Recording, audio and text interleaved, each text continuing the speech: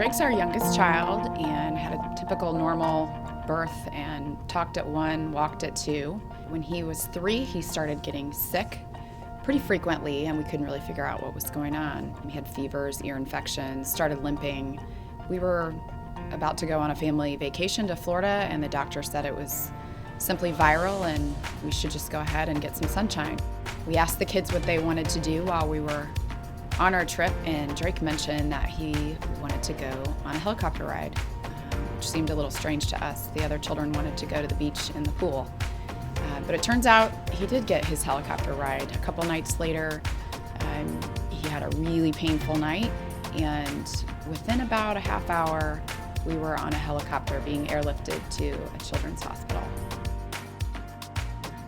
Megan was diagnosed in March of 2015, and for maybe a couple weeks before, she was tired, she didn't feel her best. One night she was actually supposed to go to practice and she spiked a temp, but then it disappeared within an hour or two. And so we called the doctor and they said just watch her. She was good for a week, and it was actually the weekend, and she had a basketball tournament that she was playing in, but she was just so extremely tired, and she got home that night and spiked another temp. So we took her into the doctor. We really didn't think much of it. We were thinking maybe anemic, mononucleosis. Brett and I both got the call on Tuesday morning from the doctor to come in, and you could have knocked us over with a feather. It was so shocking. She just, like I said, had 2 days before had played in a basketball tournament.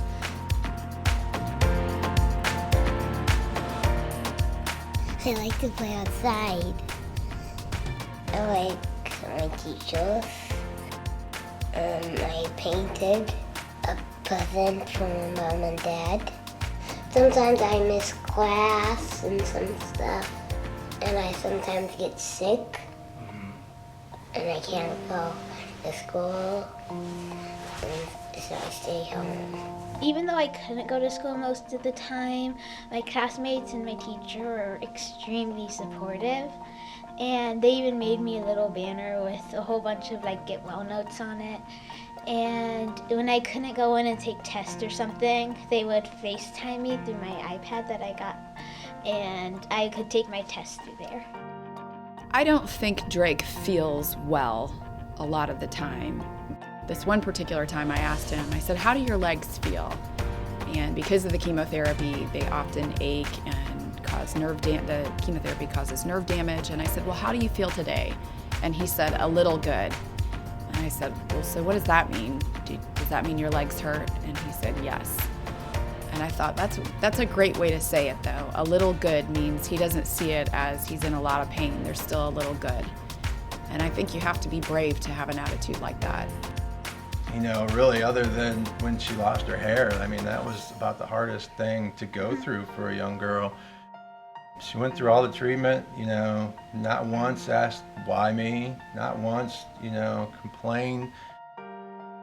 She was always positive, and she really is inspirational. I mean, she's inspiring to me, that's for sure.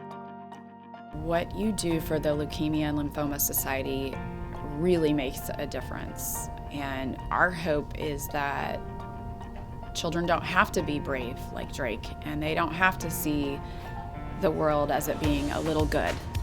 We want them to see a lot of good and not have to go through the treatments that they do, and eventually not even have it be an option to be diagnosed with leukemia. His statement about being a little good is something that I take with me every day, and the world would be a better place if everyone could view it as a little good.